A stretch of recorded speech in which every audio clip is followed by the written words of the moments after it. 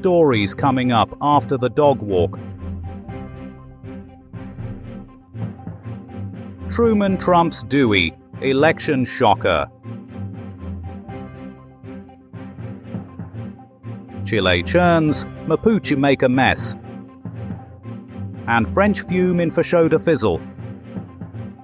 And later we'll be chatting with Martin Porstick, Chief Whisker Twitcher for the Beaver Voting Rights Campaign. They're damned angry and they're not going to take it anymore. Those are the headlines. This is the news.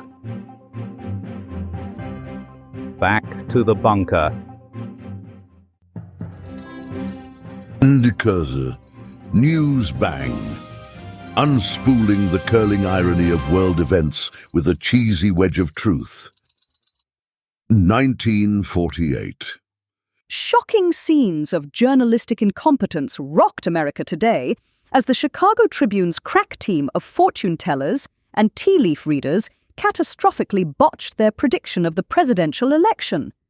The newspaper, operating under what witnesses described as a deadline tighter than a nun's knickers, declared Governor Thomas Dewey the winner based solely on a Ouija board reading and their office cat's morning behavior. The actual winner, Harry Truman, was reportedly found cackling in the White House basement, clutching the erroneous headline and muttering, "Those stupid bastards," repeatedly, while drinking straight from a bottle of Kentucky's finest. Local psychic, Madame Zelda, who had been consulted by the Tribune, blamed the misreading on Mercury being in retrograde and my crystal ball needing new batteries. The Tribune's editor, now hiding in an undisclosed location, issued a statement claiming, "We weren't wrong. We just accidentally reported from an alternate universe where Dewey did win. It's basically quantum journalism." 1881. Chilean forces have discovered that telling indigenous people to calm down and share their land may have unexpected consequences. The Mapuche uprising, triggered by what historians are calling a bit of light colonialism, saw warriors temporarily seize the town of Imperial in what eyewitnesses describe as the worst case of unauthorized town borrowing in South American history. Local resident Diego Mendoza reported, "One minute I'm enjoying my morning empanada. The next thing I know, there's a full-scale uprising. I didn't even have time to finish my coffee." The Chilean army, distracted by conflicts in the north and what General Rodriguez described as a really compelling telenovela, took nearly a week to respond. Sources say the delay was partly due to soldiers arguing over who left the occupation manual in Santiago. The uprising's suppression marked the end of independent Mapuche resistance, though several warriors were heard muttering, "This isn't over," while being forcibly integrated into Chilean society. The event is now commemorated annually by awkward government apologies and strongly worded letters to the editor. 1898. British and French forces have engaged in what witnesses describe as the most polite standoff in colonial history. The incident, sparked when both nations attempted to plant their flags in exactly the same spot at exactly the same time, led to an unprecedented outbreak of aggressive courtesy. Lieutenant Nigel Pompington Smythe of Her Majesty's forces reported that the French commander insisted on serving afternoon tea while pointing loaded cannons at British positions. "Most irregular," he noted in his diary. "They used Earl Grey instead of English breakfast." French Captain Jean-Pierre Dufromage retaliated by sending a strongly worded letter suggesting the British were standing in the wrong queue for world domination. The situation escalated when both sides began furiously apologizing to each other while refusing to move. Local witness Mahmoud al-Fashoudi described the scene. "They kept offering each other the last biscuit while their hands rested on their sword hilts. It was the most terrifying display of manners I've ever seen." The crisis was eventually resolved when the French agreed to leave, but only after insisting the British go first, leading to another 3-day standoff about who should depart more politely. News Bang. Tossing out the bitter truths in spoonfuls of veracity. And now, a weather forecast that's more changeable than a baby's nappy, It's Shakanaka Giles.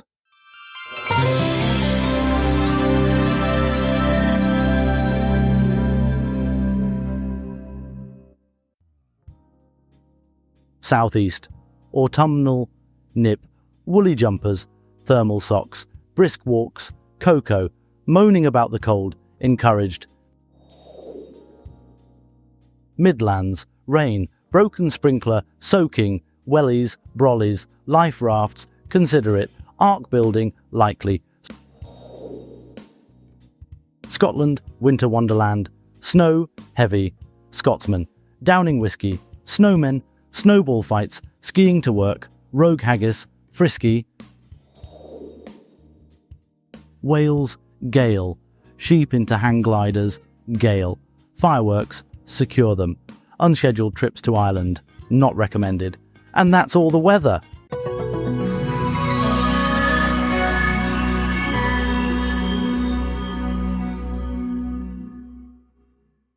(1898). British and French forces are engaged in what can only be described as history's most elaborate game of who got here first in the Upper Nile. The Fashoda Incident, as it's being called, has escalated from a colonial tiff to a full-blown diplomatic crisis. Sources say both sides are brandishing flags and looking terribly stern at each other across the river. For more on this potentially catastrophic confrontation between two nations who really should know better, we cross live via our Time Telegram to our war correspondent, Brian Bastable. This is Brian Bastable reporting from the scorching banks of the Upper Nile, where British and French forces are locked in what can only be described as the most polite standoff in the history of warfare. The tension here is so thick you could spread it on toast and serve it to a duchess. Just moments ago, I witnessed a French officer offering Earl Grey to his British counterpart while simultaneously aiming a cannon at his head. The British response was to send over some slightly stale croissants via messenger pigeon, which was unfortunately shot down by 17 different snipers. The heat here is unbearable. 3 soldiers have melted into their boots, leaving only their mustaches floating mysteriously in the air. Lord Kitchener himself has been forced to remove his second-best monocle due to the steam. The French expedition, led by Captain Marchand, is holding firm, though I must report that their baguettes have gone completely stale, a devastating blow to morale. Meanwhile, the British forces are running dangerously low on tea, forcing them to consider the unthinkable, drinking water from the Nile like common hippopotamuses.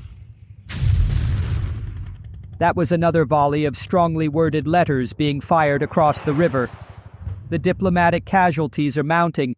2 adjutants have already died from paper cuts, and a junior officer has suffered a severe case of ink poisoning.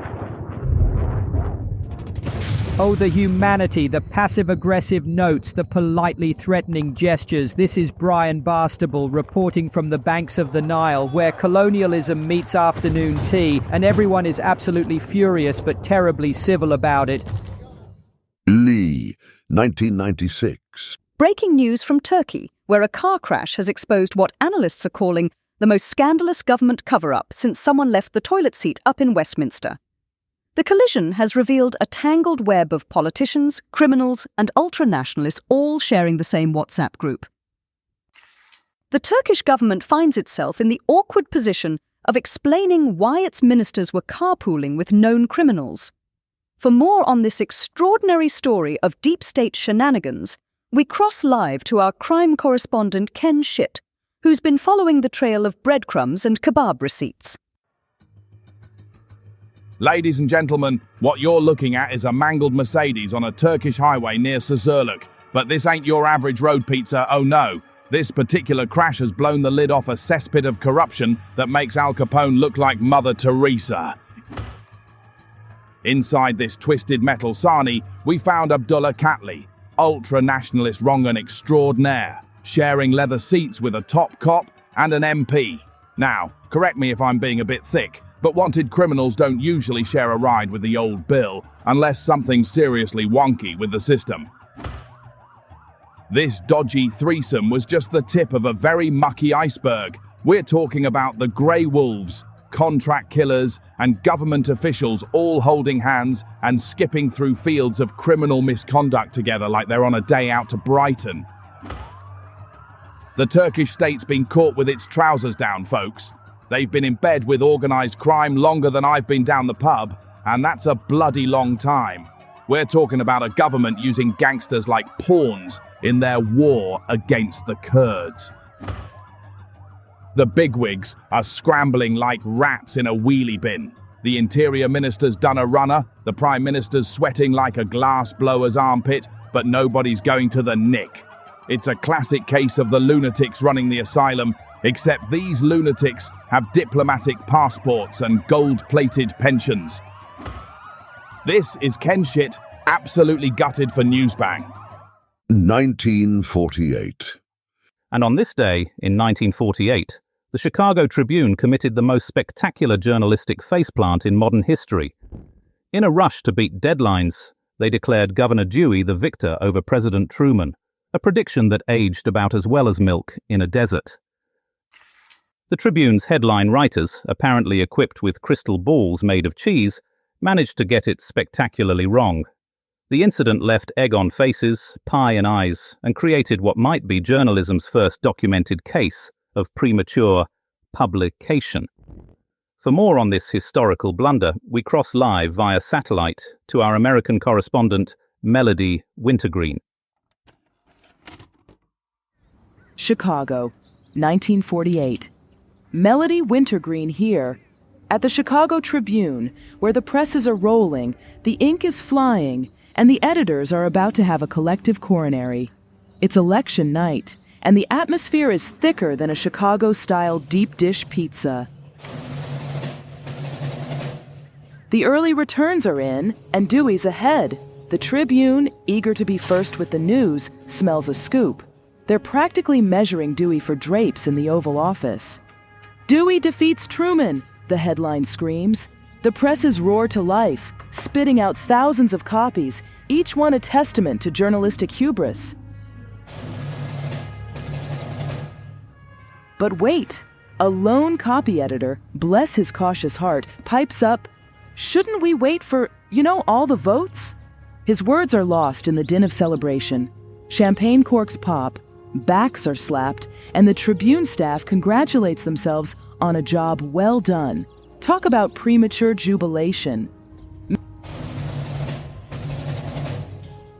Meanwhile, across town, Truman is chuckling into his bourbon. He knows something the Tribune doesn't. The early returns are misleading. As the night wears on, the tide turns and Truman emerges victorious. The next morning, the Tribune's front page becomes a national joke, a symbol of journalistic malpractice, and a prized collector's item. The Dewey defeats Truman headline. It's a cautionary tale, a reminder to check your facts, double-check your sources, and never, ever count your chickens before they hatch, especially when those chickens are electoral votes. Melody Wintergreen, Newsbang News, from Chicago, where the Tribune learned the hard way that in the news business, getting it wrong can be oh so right for everyone else. A news bang, an elegant mixture of exaggeration and adjectives. And now, our environmental correspondent Penelope Winchime presents EnviroNews Flashback, examining the Chilean paperclip crisis of 1881 and its devastating impact on indigenous sustainability. EnviroNews Flashback. I'm Penelope Winchime, and tonight we examine how Mother Earth's children fought back against the great Chilean paperclip invasion of 1881. The peaceful Mapuche people, who had lived in harmony with the land using only sustainable yak-powered transport and biodegradable spears, were forced to defend their ancestral recycling centers when Chilean forces attempted to install non-renewable energy light bulbs in their sacred ecodomes.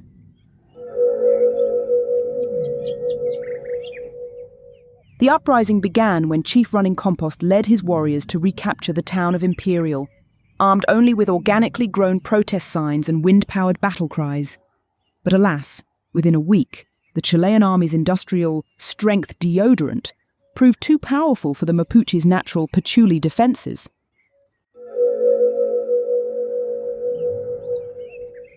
This tragic event marked the end of the last carbon-neutral indigenous resistance in the region, leading to the installation of countless non-biodegradable government buildings and the tragic introduction of processed cheese. To this day, the spirits of the Mapuche warriors can be heard whispering through the wind turbines, reminding us of humanity's constant struggle against non-recyclable oppression.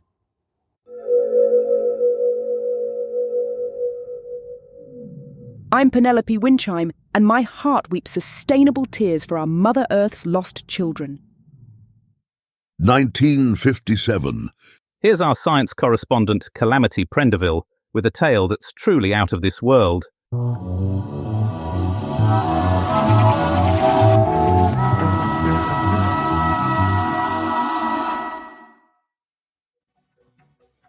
Good evening, Science Watchers. On this day in 1957, British innovation reached new heights when we accidentally launched a Soviet satellite containing a dog. Yes, you heard that right.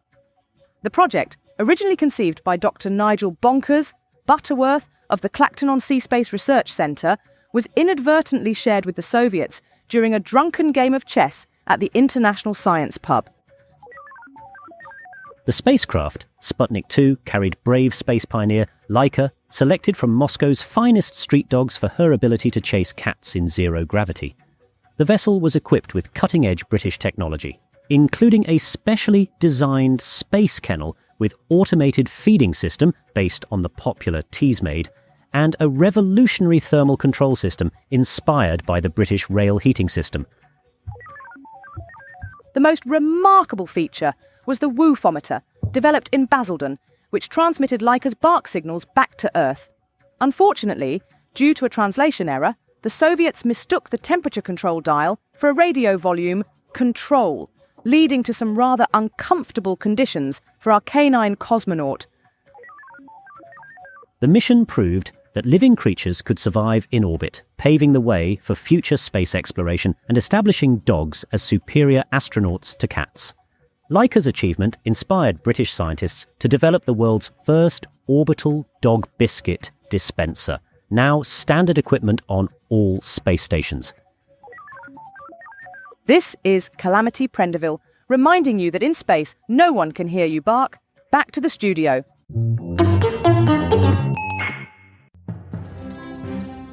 News bang, waving the flag of fact over a swamp of spin. And now, as we turn our attention to matters of historical significance, here's our royal correspondent, Sandy O'Shaughnessy, with a rather peculiar tale of Greek democracy and questionable referendums. Nice and easy.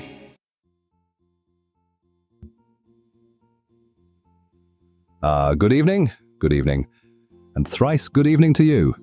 Sandy O'Shaughnessy here, taking over from the arm but fair Pamela Whipple at the Newsbang desk, and what an evening we have ahead of us. As the November wind whistles through Dublin's fair city, I'm reminded of another November wind that swept through Greece back in 1935. Now then, speaking of democracy and such matters, picture, if you will, a referendum where 98% of people agreed on something. Imagine that. We can't even get the staff here at Newsbang to agree on what biscuits to have with tea. Though between you and me, Maureen from accounting has been hiding the chocolate digestives. But there in Greece, in 1935, they had this little vote about bringing back King George II, not to be confused with our own King George II, who was considerably more German and considerably less Greek. The people apparently said yes with such enthusiasm you'd think they were voting on whether to have more bank holidays. Speaking of which, I've just received a lovely letter from Mrs. O'Malley in Kilkenny. She writes, "Dear Sandy, my husband says he's the rightful king of our street because he once found a Crown bottle cap in the garden. Should I be concerned? Well, Mrs. O'Malley, based on the Greek precedent, you might want to hold a referendum. Just make sure nobody's counting the votes with their eyes closed. You know, it reminds me of that time J.R. Ewing tried to take over South Fork, though I doubt the Greeks had quite as many oil wells or 10-gallon hats involved in their political maneuverings. But before I get carried away with tales of Dallas and democracy, let's take a moment to appreciate that on this very evening, somewhere in Greece, there's probably someone still arguing about that referendum. Though personally, I think any vote that unanimous deserves the same skepticism as my Aunt Bridget's claim that she invented the telephone box. Keep those letters coming in, my dear listeners. And remember, whether you're voting for kings or choosing tea biscuits, it's always good to keep your sense of humor about these things. This is Sandy O'Shaughnessy saying, see you later, alligator. In a while, crocodile. All over the country for everyone.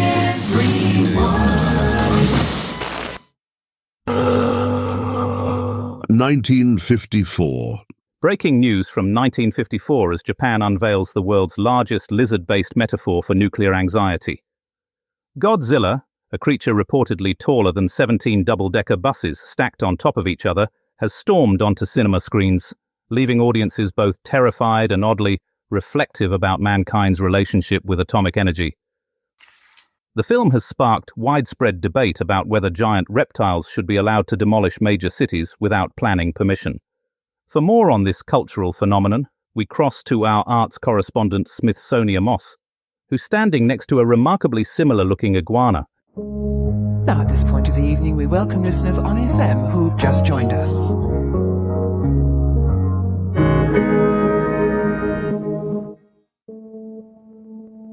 Whoa, Newsbang Nation. Smithsonia Moss here, reporting from 1954, where a giant lizard with a bad attitude is about to stomp his way into cinematic history. That's right, babes. We're talking about Godzilla, the king of the monsters, a creature so iconic, he makes King Kong look like a chihuahua. November 3rd, 1954, the day Japan unleashed its atomic age anxieties on the world, wrapped in a rubber suit and dripping with radioactive awesomeness. Now, this wasn't just some cheesy monster movie, honey. Gojira, as it was originally known, was a reflection of Japan's post-war trauma, a cinematic scream of a nation still reeling from the devastation of Hiroshima and Nagasaki. Ishiro Honda, the director, wasn't just making a monster flick. He was creating a metaphor for the atomic age, a giant, reptilian embodiment of nuclear terror. So picture this: a sleepy fishing village, a mysterious flash of light, and then bam! A giant lizard emerges from the depths of the ocean, spitting radioactive fire and stomping everything in its path. Tokyo becomes Godzilla's personal playground. And let's be real, he's not exactly a gentle giant. Buildings crumble, bridges collapse, and the military throws everything they've got at him. But nothing seems to work. It's a visual feast of destruction, honey. A special effects extravaganza courtesy of Eiji Tsuburaya, the OG master of miniature mayhem. But Godzilla wasn't just about smashing buildings and scaring the bejesus out of audiences. He was a symbol of Japan's collective anxieties, a physical manifestation of their fear of the atomic age, and a potent reminder of the destructive power of unchecked technological advancement. He was the monster that represented the monster we had created, ourselves. And the impact, honey? Gojira wasn't just a box office smash. It was a cultural phenomenon. It spawned sequels, remakes, cartoons, toys, and enough merchandise to fill Godzilla's gaping maw. He became a global icon, a symbol of pop culture, and a reminder that sometimes the scariest monsters are the ones we create ourselves. So, there you have it, folks.